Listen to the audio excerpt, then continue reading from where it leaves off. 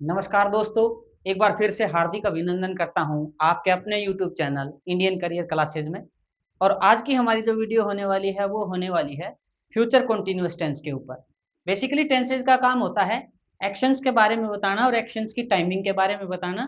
तो इसलिए आज का जो हमारा फ्यूचर कॉन्टिन्यूअस टेंस है वो एक ऐसी घटना के बारे में बताएगा जो फ्यूचर में घटेगी और वहीं पर एक स्पेसिफिक टाइम के दौरान जारी भी रहेगी, यानी कि चलती भी रहेगी। यानी कोई ऐसा काम जो अभी नहीं हुआ है लेकिन इन फ्यूचर वो होगा और वही क्या रहेगा, थोड़ी देर के लिए चलता भी रहेगा।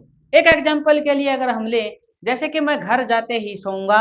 अभी मैं सोया नहीं हूं, मैं घर जाते ही क्या करूंगा, सोऊंगा और कुछ समय के लिए सोता रहूंगा। तो ये एक ऐसा काम है जो अभी तक हुआ नहीं है लेकिन घटना ये घटेगी, ये एक्शन होगा, ये काम होगा कब, फ्यूचर में, और वहीं पर कुछ समय यानी एक स्पेसिफिक टाइम तक चलता भी रहेगा। तो आइए डिटेल्ड जानकारी लेते हैं इस टेंस के बारे में जिसका नाम है फ्यूचर कॉन्टिन्यूअस टेंस।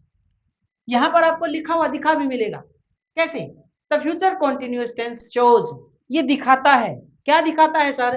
एक्शंस, काम, क्रिया या घटना के बारे में, happening at a specific time in the future, जो कि फ्यूचर में, भविष्य में एक निश्चित समय के दौरान घट रही होंगी, यानी कि घटने जा रही होंगी। जैसे थोड़ी देर पहले मैंने आपको एग्जांपल दिया था कि मैं घर जाते ही सोऊंगा और कुछ समय के लिए सोता ही रहूंगा। हर टेंस की तरह इसका भी एक स्ट्रक्चर है और स्ट्रक्चर की बात करें तो आप देखिए, अगर सिंपल सेंटेंस में हम स्ट्रक्चर लें तो सबसे पहले हम क्या लेते हैं, सबसे पहले हमारे द्वारा लिया जाता है सब्जेक्ट। क्योंकि ये फ्यूचर टेंस है, फ्यूचर टेंस में आप हेल्पिंग वर्ब लेंगे विल बी और शेल बी। क्यों सर?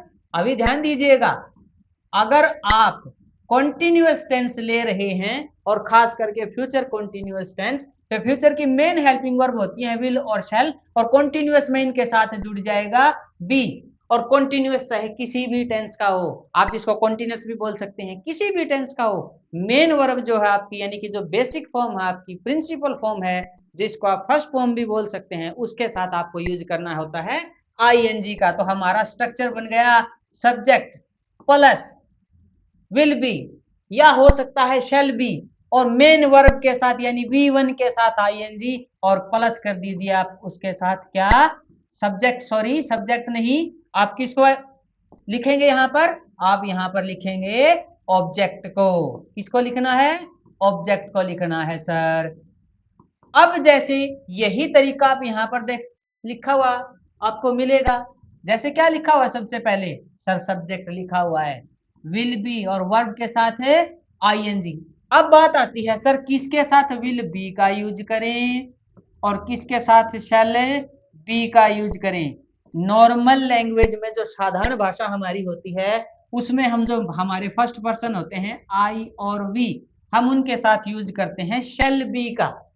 और बाकी जो हमारे पर्सन बच गए, एक बात और बताना मैं भूल गया, अभी बता देता हूं, जो आपके सेकंड पर्सन है यू, यानी कि फर्स्ट पर्सन और सेकंड पर्सन के साथ हम यूज करेंगे शेल बी का, और बाकी जो हमारे पर्सन बच गए यानी कि थर्ड पर्सन बच गए, हम उनके साथ करेंगे विल बी का यूज नॉर्मल लैंग्वेज में।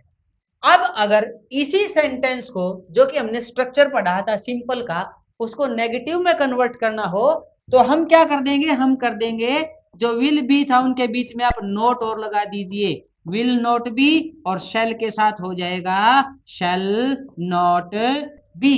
और कॉन्टिन्यूस है तो जो मेन वर्ब है आपकी, बेसिक फॉर्म जो है आपकी, उसके साथ हमने क्या लगाना है, आईएनजी का यूज करना है। अब फिर से वही बात, अगर सर इनको इंटेरोगेटिव में कन्वर्ट करें तो कैसे करें? बड़ा ही साधारण है। नॉर्मली क्या होता है, जो आपकी हेल्पिंग वर्ब होती है वो सब्जेक्ट से पहले आ जाती है और सेंटेंस के लास्ट में आप लगा देते हैं मार्क ऑफ इंटेरोगेशन। जैसे यहाँ पर आपको दिखाई देगा, आपकी हेल्पिंग वर्ब आपके सब्जेक्ट से पहले है, हेल्पिंग वर्ब यहाँ पर विल बी है, और हेल्पिंग वर्ब यहाँ पर हो सकती है शेल भी हो सकती है। और उसके साथ आप किसका यूज करेंगे, वर्ब की जो बेस फॉर्म है आपकी, जो प्रिंसिपल फॉर्म है जिसको आप फर्स्ट फॉर्म बोलते हैं, उसके साथ आईएनजी का। चलिए एक एक उदाहरण के साथ समझते हैं। तो सबसे पहले फर्स्ट पर्सन का हम एग्जांपल लें। यहाँ पर देखिए आपको आई के साथ क्या मिलेगा, बेसिकली आई के साथ क्या यूज होता है, शेल का यूज होता है। अभी आप कहेंगे सर यहाँ तो विल का यूज कर दिया। अब आप देखिए पिछली वीडियोज में भी मैंने आपको बताया था, अगर कहीं पर किसी सेंटेंसेज में भाव आता है किसका, दृढ़ निश्चय का, पक्का इरादा, धमकी या किसी नियम का, तो हम फर्स्ट पर्सन के साथ भी विल का यूज कर सकते हैं।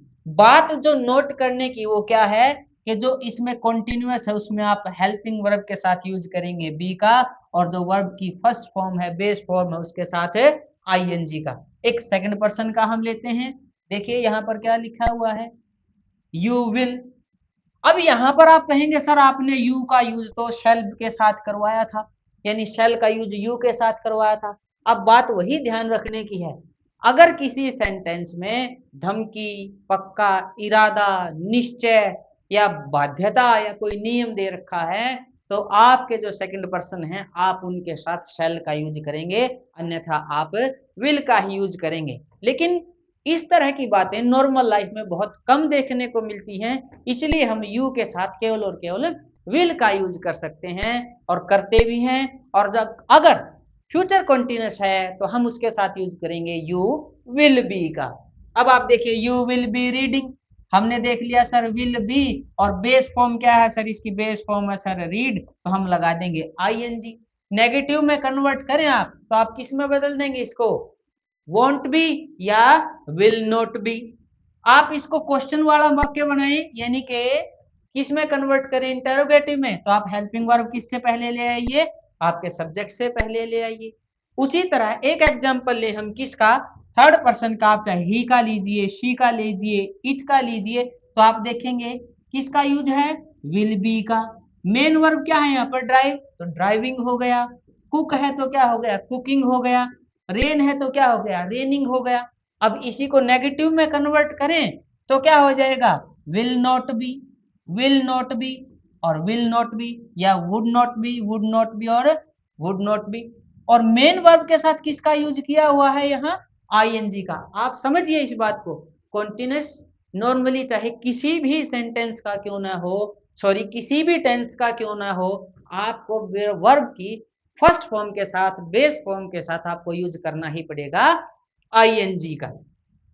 आगे कुछ और एग्जांपल्स के साथ अगर आप समझना चाहें तो फिर से देखिए, यहां पर आपको अफर्मेटिव यानी कि साधारण वाक्य दिए हुए हैं, यहां पर उसी फ्यूचर कंटीन्यूअस टेंस के नेगेटिव सेंटेंस दिए हुए हैं, और यहां पर दिए हुए हैं उसके इंटरोगेटिव सेंटेंस यानी कि क्वेश्चन मार्क वाले। सर अभी देखिए, जैसे हम एक सेंटेंस लें, इट विल बी वर्किंग। अब देखिए इट आपका सब्जेक्ट है, हेल्पिंग वर्ब जोड़ दीजिए आप, इट थर्ड पर्सन में काउंट होता है तो विल भी हो जाएगा क्योंकि कंटीन्यूअस है सर। मेन वर्ब क्या है यहाँ पर, मेन वर्ब है सर यहाँ पर वर्क, और अकॉर्डिंग टू स्ट्रक्चर हमने मेन वर्ब के साथ किसका यूज करना है, आईएनजी का यूज करना है।